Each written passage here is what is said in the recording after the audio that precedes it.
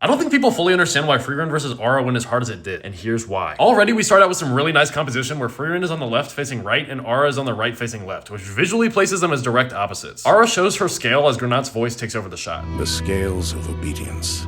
He explains that Aura places her soul and the soul of her opponent on the scale, and whoever has the most mana gains control of the other. Aura notices that Frieren isn't using flashy spells anymore, to which she responds, Himmel scolded me after that battle. And Aura immediately shuts her down by saying, Because Himmel is rotting in the ground. Frieren starts wiping the dirt off a soldier she just killed, sort of as a sign of respect. And I love the stark contrast between these two, no pun intended, because Frieren is defined by control over herself and Aura is defined by control over others. Then we get a flashback to Frieren and Flamme's first encounter where we see Frieren actually has the most mana here. There's a swing moving slightly in this scene, which I don't really know what it can mean other than the peaceful motion contrasting with the violent background, but let me know what you think. Then they get ran up on by some demons and Flamme straight up nukes them, showing that she's been concealing her mana this whole time. Cut back to present day and we see that Aura has much more mana than Frieren. We even get this shot of Aura reflected in Frieren's eye. This is a film technique that's often used to show a villain from the protagonist's perspective. Remember this for later. Their souls begin to get put on the scales and now we see Frieren in Aura's eye. I can see it clearly. But notice how she's not very visible until the end, which symbolizes Aura's misjudgment. We see that Frieren's soul has lost and Aura prepares to finish her off, but the scales start to tip in Frieren's direction. Now that Aura is getting nervous, Frieren can literally aura farm all she wants. This shot that cuts off her eyes makes her look terrifying and flips the scene into Aura's perspective. Notice how the reflection in Aura's eye is clear now and the details in Frieren's face are missing, which is meant to dehumanize her, even though she's an elf. Frieren basically becomes the monster in Aura's story. And for a little extra symbolism to sprinkle on there's this shot of Flamme and Frieren talking with the shadows of clothes draped over them, as Flamme says, You must deceive them with your mana. The light is fragmented, representing the truth broken into pieces. It perfectly mirrors Frieren's suppressed mana. And that's why Aura never stood a damn chance. And to finish out, we get the coldest line in the series. Aura,